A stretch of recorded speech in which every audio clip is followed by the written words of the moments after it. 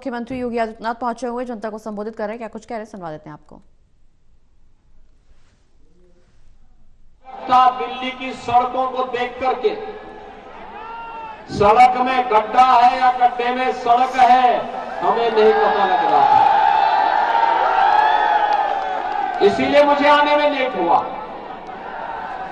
याद करिए, आप सभी लोग हजारों की संख्या में यहां पर आए हैं, लेकिन थोड़ा भी आत्ममंथन करिए।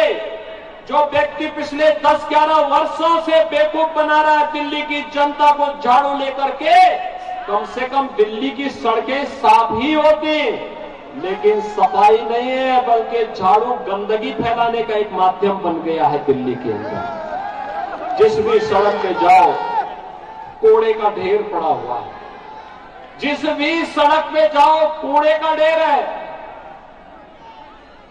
बदबू है, सीवर सड़कों पे बह रहा है, सड़कें बेतरतीब हैं, बिजली नहीं मिलती है, पेयजल की सुविधा से जनता को वंचित रखा जाता है। और मैं तो आपसे यही कहने के लिए आया हूं, जिस पार्टी ने और जिस व्यक्ति ने पिछले 10 वर्षों से दिल्ली की जनता को प्यासी तड़पने के लिए छोड़ा है, उस पार्टी को आज अपने वोट से तरसा दीजिए उसको। ये सबसे अच्छा अवसर है। बहनों और भाइयों, दुनिया का पहला राजनीतिक दल है आम आदमी पार्टी, जिसकी सरकार के लगभग दर्जन भर मंत्री और जनप्रतिनिधि जेल की सिकोचों के अंदर बंद हैं बेईमानी और भ्रष्टाचार के कारण। एकमात्र पार्टी है जिस पार्टी के ऊपर भ्रष्टाचार का आरोप लगा है, एकमात्र पार्टी है जिस पार्टी ने जो कहा वो करके नहीं दिखाया। याद करिए 2013-14 में 13 में इस पार्टी ने कहा था जन लोकपाल का आश्वासन दिल्ली वासियों को दिया था। क्या जन लोकपाल का विधेयक पारित करके इन्होंने जन लोकपाल बिठाया? इन्होंने सिटीजन चार्टर की बात कही थी, जनता के प्रति जवाबदेह सरकार की बात कही थी। ये जनता के प्रति क्या जवाबदेह हो पाएंगे? ये तो जनता के हकों पे डकैती डालने वाले लोग हो गए। इन लोगों ने डकैती डाली है, सरेआम डकैती डाली है। बहनों और भाइयों,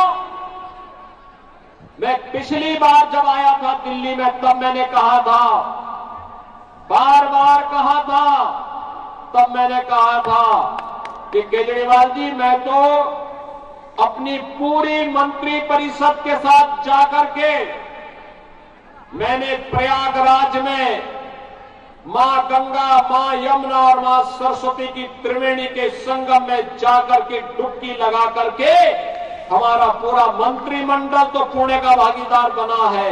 हमने उत्तर प्रदेश के विकास की एक नई कार्य योजना भी वहां स्वीकृत की।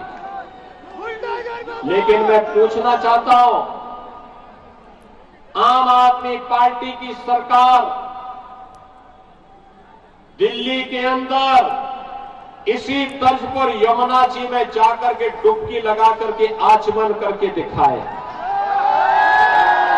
केजरीवाल जी, आपको जाना चाहिए, नैतिक साहस है तो जाइए, यमुना जी में डुबकी लगाइए, मंत्रिमंडल के सभी पुराने सहयोगियों को भी लेकर के जाइए और जनता जनार्दन को इस बात के लिए आश्वस्त करिए, उनको बताइए कि दिल्ली के साथ उन्होंने कितना बड़ा अन्याय किया। जो यमुना नदी हमारे लिए एक आस्था की नदी हुआ करती थी, जिस यमुना नदी के किनारे ही वृंदावन में भगवान कृष्ण ने अपनी सभी लीलाओं को रचा था, जो यमुना नदी हमारे लिए